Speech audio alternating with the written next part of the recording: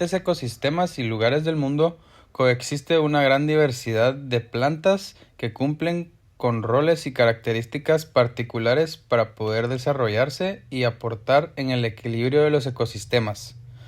Debido a la extensa variedad que existe a este conjunto de especies vegetales de una determinada región o ecosistema, se le denomina como flora. Carlos Linneo fue quien tomó el término flora asociándolo al reino vegetal, y tiene su origen en el latín flora, que es el nombre de una deidad de la antigua Roma, asociada a la fertilidad, reflejando la vitalidad y diversidad de las plantas. En biología, se emplea para referirse al inventario y estudio de las especies vegetales en una región geográfica específica, y pertenece a uno de los tipos de factores bióticos de un ecosistema junto con su contraste con la fauna, que hace referencia al conjunto de animales. La botánica es la rama de la biología que se encarga del estudio de dichas especies vegetales, tal como su morfología, taxonomía y aplicación. Debido a la variedad de condiciones de clima, el periodo geológico, el uso que se les da y el espacio con la disponibilidad de nutrientes en las que las especies pueden desarrollarse en los diferentes ecosistemas, la flora se agrupa en diferentes tipos. Según el medio, flora terrestre incluye todas las plantas que crecen en tierra firme en diferentes tipos de hábitats como bosques, desiertos, praderas, montañas, entre otros. Flora acuática se refiere a las plantas que viven en ambientes acuáticos, como ríos, lagos, pantanos y océanos. Estas plantas pueden ser sumergidas, flotantes o emergentes. Según su sobrevivencia, flora nativa son aquellas especies vegetales autóctonas de la región.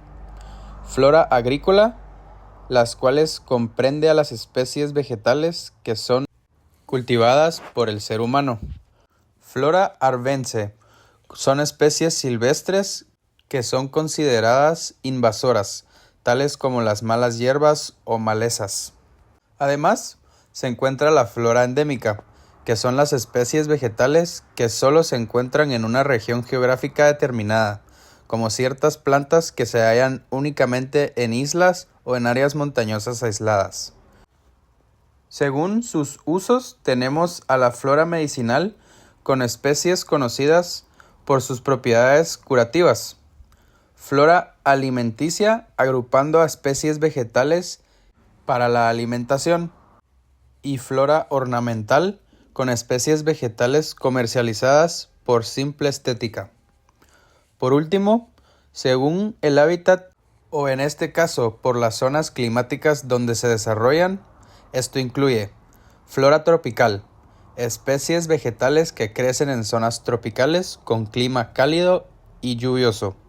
Flora subtropical, vegetación que se desarrolla en zonas cercanas a los trópicos con inviernos suaves y veranos calurosos. Flora templada, se encuentra en zonas de clima templado con estaciones bien diferenciadas. Flora polar, especies vegetales adaptadas a climas fríos extremos típicas de las regiones polares. Dentro del estudio de flora se pueden referenciar los términos macro y micro. Macroflora se emplea para referirse al conjunto de especies vegetales que son de tamaños bastante grandes como para poder ser observadas a simple vista en una región específica. Tal es el caso de la secuoya gigante. Es el árbol más grande del mundo en términos de volumen. Puede superar los 87 metros de altura y vivir durante miles de años, formando bosques en ciertas áreas de California, Estados Unidos. En el océano tenemos al gran pasto marino Posidonia australis, donde sus raíces y tallos ocupan alrededor de 200 kilómetros cuadrados de superficie marina en aguas poco profundas de la bahía Shark en Australia Occidental. En contraste con estas dos especies, se encuentra la planta más pequeña del mundo, aún observable a simple vista, la Wolffia globosa, comúnmente conocida como lenteja de agua. Su tamaño reducido, menor a 1 milímetro, le permite adaptarse al ambiente, flotar en la superficie del agua y tener una eficiente fotosíntesis por su exitosa supervivencia. Aunque este ejemplar sea la planta más pequeña, no se considera dentro del término micro. Cuando se emplea el término de microflora, hace referencia a aquellas especies vegetales que son invisibles a simple vista y cuentan con tamaños microscópicos. Dentro de este grupo encontramos al fitoplancton, constituido predominantemente por algas microscópicas. Se estima que al menos el 50% de la producción de oxígeno en la Tierra se produce en los océanos y en gran mayoría gracias al fitoplancton. Cuando hablamos de flora, expresamos una increíble cantidad de especies vegetales con variabilidad genética en los diferentes ecosistemas de la biosfera. Este término manifiesta una amplia diversidad de morfologías, colores y adaptaciones maravillosas que componen a cada planta. Dado que las especies vegetales interactúan con su entorno, la diversidad de las mismas cambia de un lugar a otro, obteniendo diferentes regiones geográficas por su propia flora característica adaptadas a las condiciones del ambiente.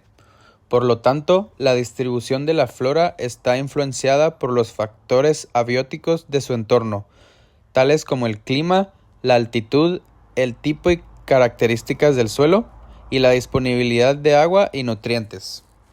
Por ejemplo, en las regiones desérticas, su flora característica se compone principalmente por cactáceas, las cuales han evolucionado para almacenar agua y sobrevivir en las condiciones de sequía. La diversidad florística, además de ser un atractivo visual ante el ojo humano y protagonizar hermosos paisajes, es esencial para el equilibrio de la vida en la Tierra. Esto es debido a que son una fuente de producción de oxígeno, contribuyen a la transformación de energía y materia a otro nivel trófico, participan en la regulación del clima y ciclo del agua, ayudan a conservar los suelos y son provisión de hábitats y recursos naturales esenciales para mantener la biodiversidad de especies, incluyendo el humano. La flora es fundamental en el estudio de las ciencias ambientales, para comprender el funcionamiento de los ecosistemas, los procesos naturales que ocurren en ellos y principalmente la interacción e impacto del ser humano con las especies y su entorno. Su estudio permite conocer de qué manera aprovechamos sustentablemente los recursos naturales y al mismo tiempo promover la conservación y protección de la flora sin alterar los ecosistemas.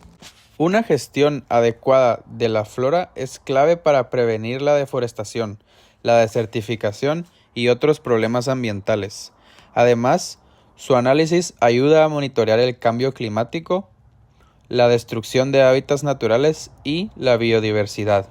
Pero para poder comprender la diversidad de la flora y el impacto que el entorno o las actividades antropogénicas le generan, es necesario realizar investigaciones científicas que nos permitan desarrollar procesos sistemáticos y empíricos para la generación de conocimientos sobre un fenómeno o problema y posteriormente, en caso de ser necesario, desarrollar una estrategia de solución para ello.